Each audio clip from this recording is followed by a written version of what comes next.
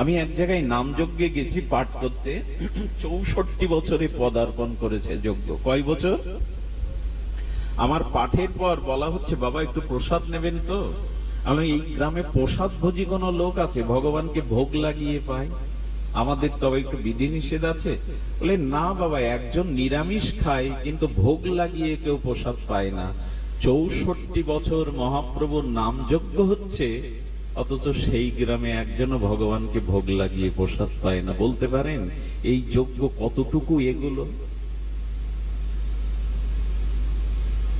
এখানে নাম শুনে গিয়ে আমরা কি নাম নেই?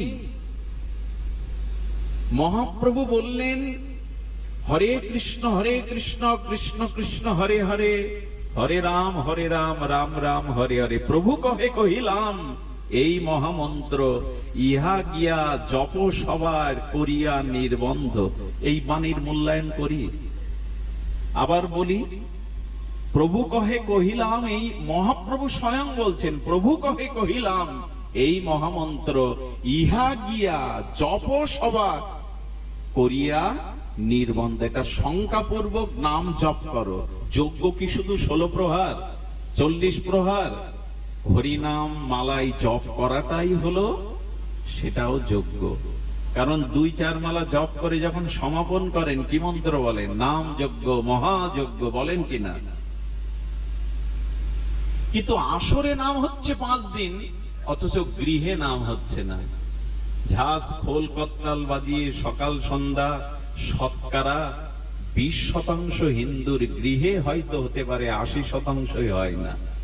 এই নাম যজ্ঞ থেকে কতটা নিতে পারছি আমরা? আমি নাম যজ্ঞের বিরোধী নই, কিন্তু আমাদের জীবনে মহাপ্রভুর আদেশ পালন হচ্ছে কই? শঙ্কাপূর্বক নাম। জপাত সিদ্ধি। শ্রীমদ ভাগবত গীতায় সার্বভৌম শাস্ত্রে গোবিন্দ বললেন, যজ্ঞ নাম জপযজ্ঞস্মি, যজ্ঞের মধ্যে আমি জপযজ্ঞ। কই সেই যজ্ঞ? আজ আমাদের মাঝে এই আসরেই শুধু। তারপরে দুঃখের বিষয়, নাম যজ্ঞের আসরে সকালবেলা বাদামের খোলা, পাপড় ভাজার খাবারের ঠোঙা পাওয়া যায়। এটা খাবার খাওয়ার জায়গা, বাদাম ভাজার খাওয়ার জায়গা, তাও চলে আমাদের। এই জন্য নূতন করে ভাবতে হবে মহাপ্রভু কিভাবে নাম নিতে বলেন। যে রূপে লইলে নাম প্রেমের উপচায়, তাহার স্বরূপ লক্ষণ সুর স্বরূপ রামরায়। মহাপ্রভু হরিদাসকে দিয়ে বললেন, কারা নাম প্রচার করবে, কাদের নামের দ্বারা জীবের আত্মোন্নতি হবে, প্রেম ভক্তি হবে। সবার মুখের নাম জীবকে পরিবর্তন করতে পারে না। হরিদাস ঠাকুরকে মহাপ্রভু স্পষ্টই বললেন, আচার করে কেহ না করে প্রচার, প্রচার করে কেহ না করে আচার। আচার প্রচার করো 2 কার্য, তুমি জগতের গুরু, তুমি জগতের রাজ্য। নাম প্রচার কারা করবে? যারা আচরণ করে। আচ্ছা, রিভলভার দিয়ে যদি শুট করি বুলেট, আপনার হৃৎপিণ্ড ভেদ হয়ে বেরিয়ে যাবে না? কিন্তু ওই বুলেটটা রিভলভার বাদ দিয়ে যদি হাত দিয়ে ছুড়ে মারি, বুলেটটাই তো ফিরে আসবে। কেন? একই তো বুলেট। বলো, হাতের মধ্যে ওই রিভলভারের প্রযুক্তির যে গতি, ওই গতিটা হাতের মধ্যে নেই। তাই যিনি শুদ্ধ আচরণ করে নাম বিতরণ করেন, তার ভিতরে যে পাওয়ার, যে শক্তি, যিনি আচরণ করেন না, শুধুমাত্র বাণিজ্যের জন্য, কণ্ঠের সুরের জন্য মন মাতানো সুরারোপ করেন, তার নামে হয়তো জীব মোহিত হবে, সুরের মূর্ছনায় হৃদয় পুলকিত হবে, কিন্তু স্বভাব পরিবর্তন, ভক্তি হবে না। এই জন্য বললেন, শুদ্ধ ভক্ত সঙ্গ, শুদ্ধ হরিনাম। সবার আগে একটা শুদ্ধ মেশানো আছে। 1 টিন ভেজাল ডাল্লার থেকে 1 চামচ উৎকৃষ্ট গব্য ঘৃত উত্তম। এই জন্য মহাপ্রভু বললেন, যে আচার করে এবং যে প্রচার করে, এই 2 কার্য যে করে, সেই তো আচার্য, সেই তো প্রচারের অধিকারী। এই জন্য আজ নাম যজ্ঞ হচ্ছে, এটি কল্যাণকর। বঙ্গদেশের নাম যজ্ঞের সুনাম সারা পৃথিবীতে, পশ্চিম বাংলায়ও এত সুর, এত রাগ রাগিনী, এত নাম শোনার ভক্ত নাই ও দেশে। কিন্তু এই বাংলায় নাম যজ্ঞের প্রচারের পরেও মহাপ্রভুর আদর্শকে এই সনাতন বৈদিক হিন্দু সমাজে কি প্রতিষ্ঠা করতে পারছি? এই জন্য যারা হাত জোড় করব, যারা নাম প্রচার করেন, তারা মহাপ্রভুর আদর্শ মেনে একটু আচরণ করবেন। একাদশীর দিনে হোটেলে খেয়ে এসে যদি নাম প্রচার করেন, ওই নাম কার্যকারী হবে না। বাইরে থেকে ধূমপান করে আসরে উঠে যদি হরি নাম করেন, ওই জিহ্বায় নাম শক্তি সঞ্চারিত হবে না। নূতন করে ভাবতে হবে আমাদের। সেই ভাবনাটা হলো যাতে স্বভাবের পরিবর্তন হয়, যাতে একটা জাতি এগিয়ে যেতে পারে, ধর্মের বিজয় পতাকা গৌরবে যাতে উড্ডীয়মান হয়, এই চিন্তা। এসব কথা বলতে গেলেই আমাদের উপরে কেস ঠুকে দেওয়ারও লোক আছে। অনেকবার অনেক প্রতিকূলতার মধ্যেও পড়ি আমরা। শুধু ভক্তগণ, অনুরোধ, আচরণশীল হয়ে নাম করুন। শুদ্ধ আচরণ চাই, শুদ্ধ সাধু সঙ্গ চাই, শুদ্ধ হরিকথা চাই, শুদ্ধ হরিনাম চাই। যদি মনে প্রশ্ন আসে, মহাপ্রভু বলেছেন হেলায় অবহেলায়, শ্রদ্ধায় অশ্রদ্ধায় যেভাবে নিলে কাজ হয় বলা আছে। বলে বলা আছে, তবে সেটা অনেক বিলম্ব হবে। হরিনাম একেবারে বৃথা যাবে না, তবে কোটি কোটি জন্ম লেগে যেতে পারে। তার প্রমাণ চৈতন্য ভগবান কি বলেছেন? কোটি জন্ম করো যদি নাম সংকীর্তন, তবু না মিলিবে কৃষ্ণ প্রেম ধন। কোটি জন্ম করলেও পাওয়া যাবে না। আবার পুনরায় বলছেন, এক কৃষ্ণ নামে সমস্ত পাপ ক্ষয়, আর কৃষ্ণ নাম লইতে প্রেমের উপচয়। দুইবার বললে কাজ হয়ে যাবে। একবারে অনন্ত জন্মের পাপ যাবে, আর একবার বললে বৈকুণ্ঠ থেকে রথ আসবে। তাহলে হচ্ছে না কেন? একদিক দিয়ে পরস্পর বিরোধী না? কোটি জন্ম করলেও হবে না, আবার দুইবার বললে হবে। তার কারণ হলো এই, হেন কৃষ্ণ নামে যদি প্রেম না হয় অঙ্কুর, জানিও দেহে আছে অপরাধ প্রচুর। এই তো অপরাধ, নামচরণে অপরাধ হলে, নামে অপরাধ হলে সেই নাম ক্রিয়াশীল, কোটি জন্মেও প্রেম হবে না। তো কি বলবো আপনাদের, কিছু মনে করবেন না। আমার যজ্ঞে আমি দেখেছি, আমাদের যজ্ঞে আমি দেখেছি, সামনে নিতাই গৌরের ছবি গেঞ্জি ছাপানো হয়েছে, পেছনে জগন্নাথ। আচ্ছা, আমার ঘামগুলো যখন ওদের গায়ে লাগে, মূল্যায়ন করি তো এটা ভগবানের বিগ্রহ। খুব সস্তা করে ফেলেছি আমরা। আমি যখন ওইটা কাচি, সাবান সোডা দিয়ে আশ্রয়, কারণ বলেছেন নাম বিগ্রহ স্বরূপ, তিনি এক রূপ, তিন চিদানন্দ, তিন চিদানন্দ স্বরূপ। নাম বিগ্রহ স্বরূপ, একই চিদানন্দময়। ভগবানের বিগ্রহ আর ভগবানের মধ্যে কোনো পার্থক্য নাই। যেখানে সেখানে প্যান্ডেল করলে রাধা কৃষ্ণের ছবি দিয়ে প্যান্ডেল করা, যেখানে প্যান্ডেলের পাশে যে কাপড়টা দেওয়া হয় প্রায় যুগলের ছবি। আমাদের পায়ের ধুলোগুলো, রৌদ্রগুলো এসে গায়ে পড়ছে রাধা মাধবের। এত আবেগ ভালো না। নামকে, বিগ্রহকে এত সহজ করে নেওয়া উচিত না। রৌদ্র আমাদের পায়ের ধুলো গিয়ে উড়ে পড়ছে। নাম যজ্ঞের ছবিতে, লিফলেটে ছবি না ব্যবহার করাই উচিত। এটা কবে দেখবেন মুড়িওয়ালা ঝালমুড়ি বেচবে, দ্বারা দোকানদার চালে গুজে রাখবে। ভগবানের পটকে অবমাননায় আনা উচিত না। এগুলো সংস্কারে আসা উচিত, এগুলো সংস্কারে আসা। নামকে নামের মতো করে গ্রহণ করতে হবে। শুধু ভক্তবৃন্দ, সামাজিক কথাগুলো, সংস্কারের কথাগুলো বলতে ভালো লাগে না, এটা হৃদয়টা বিক্ষিপ্ত হয়ে ওঠে।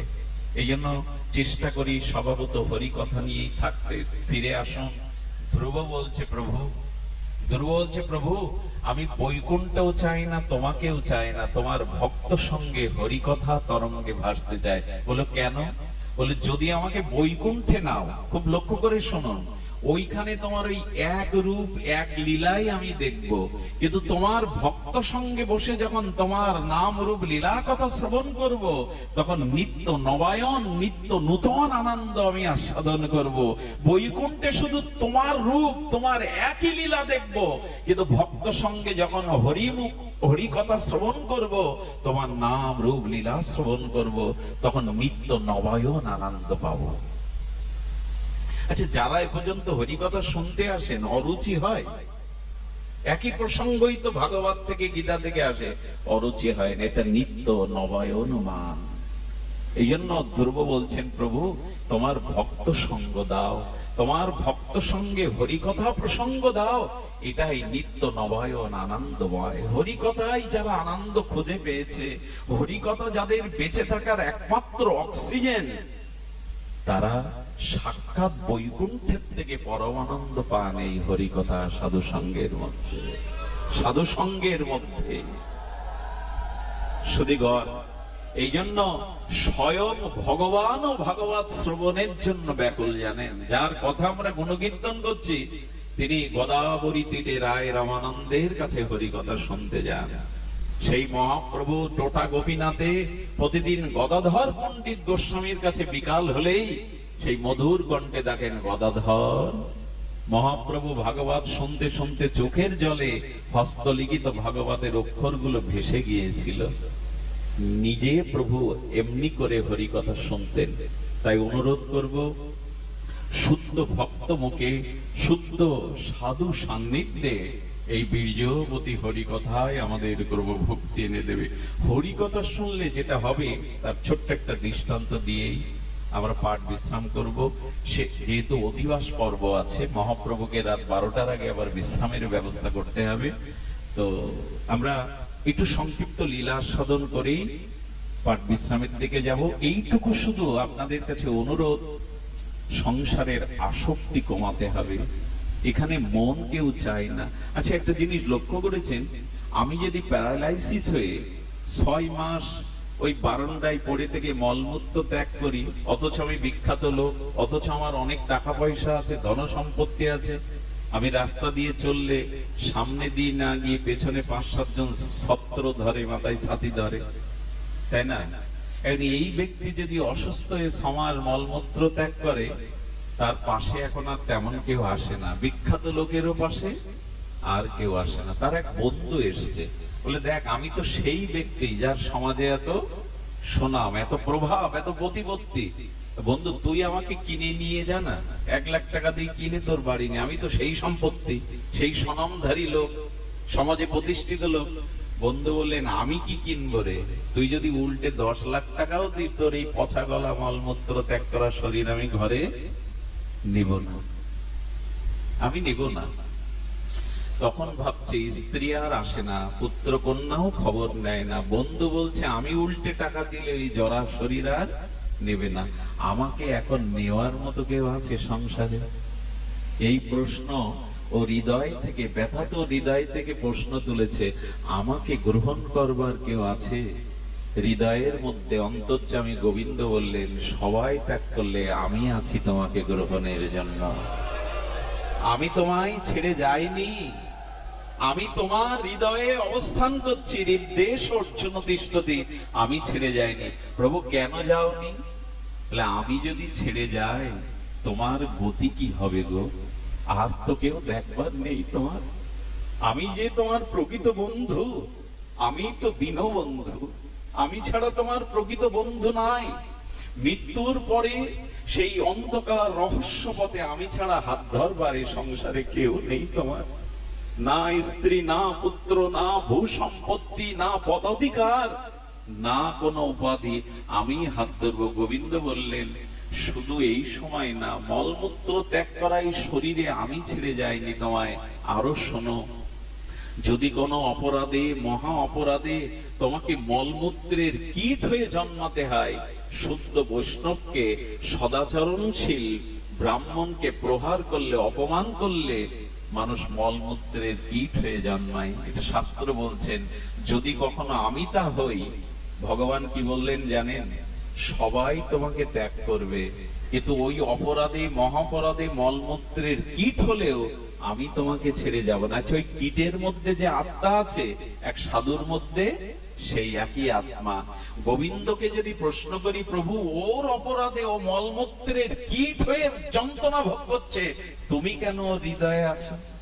ভাবতে পারেন তখনও ভগবান আমাকে ছেড়ে যায়নি। গোবিন্দের উত্তর কি জানেন? ও আমারই সন্তান, ও আমারই অংশ। কোন অপরাধ করে যদি ও মলমূত্রের কীট হয়, আমি ওকে ত্যাগ করিনি। কেন জানো?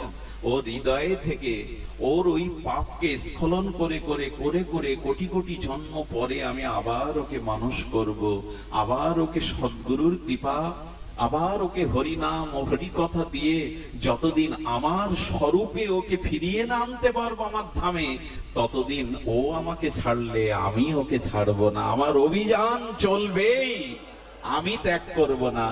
যে ত্যাগ করে না আপনাকে, আপনি তার বিমুখ হয়ে সংসার মুখ হয়ে আছেন। যারা আপনাকে গ্রহণ করতে পারে না চিরদিন, এই জন্য ভগবান বললেন না, আসক্তি কমাও, আসক্তি কমাও। মই চ অনন্য যোগেন ভক্তি অবিব্যচারিণী। আমার ভিতরে আমার কাছে শুদ্ধ ভক্তি নিয়ে এসো। হ্যাঁ, মই চ অনন্য যোগেন ভক্তি অব্যভিচারী। ব্যভিচারী ভক্তি নিয়ে এসো না, সরল শুদ্ধ ভক্তি নিয়ে আমার কাছে এসো। আসলে কি হবে? বিবিক্ত দেশ সেবিত্তম অন্নতি জনসংঘাদি। এক কাজ করো, এই জগতের কোলাহল থেকে একটু দূরে এসো। এই জগতের মোহ বাসনা রূপ যৌবন ভোগ আসক্তি থেকে একটু ভেতরে চলে এসো। আমি অপেক্ষা করছি তোমার জন্য। বাইরের আনন্দ আনন্দ নয়, পরিণামে দুঃখ। আনন্দ আমার কাছে, আনন্দ ভজনে, আনন্দ গোবিন্দ গুণকীর্তনে, আনন্দ সাধু সঙ্গমৃত কথামৃত। এই আনন্দে মৃতই আনন্দ। এখানে এসো, আনন্দ অমৃতকে গ্রহণ করো। কিন্তু না, সংসার অনিত্য মুখে বলি, কিন্তু অনুভব করি না। অনুভূতিটা আসবে সাধু সঙ্গে। এই জন্য ভগবান বললেন অনন্য ভক্তি যোগের দ্বারা আমার উপাসনা করো। সবশেষ একটা লীলা বৃন্দাবনে, খুব অপূর্ব লীলা, বেশি দিন আগের নয়, আপনাদের হৃদয় প্রশস্তি হবে। এই যুবকের নাম গোপাল। জীবনে বিদ্যালয়ে যায়নি, লেখাপড়াও জানা নেই। মানুষ তাকে অল্প বুদ্ধি সম্পন্ন বলে, হাবাগোবাও একরকম বলে। আর হাবাগোবা বলে বৃন্দাবনবাসীর ঘরে ঘরের গাভীগুলো চড়িয়ে বেড়ায়। বিবাহ করেছে, স্ত্রী ঘরে আছে, কখনো ঈশ্বর ভজন করেইনি, ঈশ্বর তত্ত্ব তো জানেই না। ওই গাভীর পাল রেখে বেড়ায়, মালিক কিছু দেয় তাই দিয়ে সংসার চলে। খুব মন দিয়ে শুনতে হবে। ওই যে গোপাল, সে এমনি করেই গোচারণ ভূমিতে গাভীগুলো চড়ায়, মাসে যা যা দেয় রাখাল হিসাবে তাই দিয়ে সংসার চালায়। শিক্ষা নেই, বিদ্যা নেই, শাস্ত্র জ্ঞান নেই, সাধু সঙ্গ নেই, কিন্তু একদিন এটাই তো কৃপা। যেদিন আপনার জীবনে সাধু সঙ্গ হবে, সাধু মুখারবিন্দের হরিকথা শ্রবণ হবে, জানবেন ভগবান আপনার প্রতি আজ বিশেষ কৃপা করে দিয়েছে, ভগবান বিশেষ করুণা করেছে আপনাকে।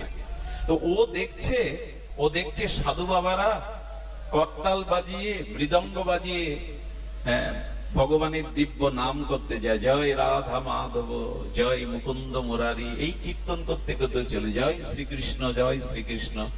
ও করেছে কি, ওই যে জয় শ্রীকৃষ্ণ আর শব্দের সাথে, মৃদঙ্গের সাথে, করতালের সাথে ওর কানে এমন একটা আবেদন সৃষ্টি করেছে, ওর মুখ দিয়ে হঠাৎ বলছে জয় শ্রীকৃষ্ণ, জয় শ্রীকৃষ্ণ, জয় রাধে। বাহ, এরকম শব্দ তো অনেক বলি দিন রাত, কিন্তু এরকম ভালো তো লাগে না। সহজ সরল তো, ভেতরে কপটতা নেই। বলেন কৃষ্ণ বললে এরকম আনন্দ হয়। ও তখন ওই শুরু করে দিয়েছে কৃষ্ণ কৃষ্ণ। পাশে যারা থাকে সহযাত্রী সহপাঠী, তারা টিটকারি করতে শুরু করলো। আপনার কেউ করবে, আপনি যদি তিলক মালা নিয়ে হাতে জপের মালা নেন, কেউ কেউ প্রথমত আপনাকেও অনেক কথা বলবে। তো বলছে কিরে, হ্যাঁ এখন ভক্ত হয়ে গেছিস, হরিনাম করছিস? বলে দেখ, সেসব কিছু না, কিন্তু ওই সাধুমুখে হরিনামটা কানে যাওয়ার সাথে সাথে না আমার ভেতরে ভালো লাগা তৈরি হয়ে গেছে। এটা ভক্তি সাধনা কিছু না, ভালো লাগা বলে তো একটা জিনিস আছে। যে যাকে ভালোবাসে দেখবেন দিনের মধ্যে তার নামটা দু চারবার সেই নিয়ে বিনিয়ে বলবে। ভালোবাসার মানুষের নামটা দু চারবার মুখে আসবেই।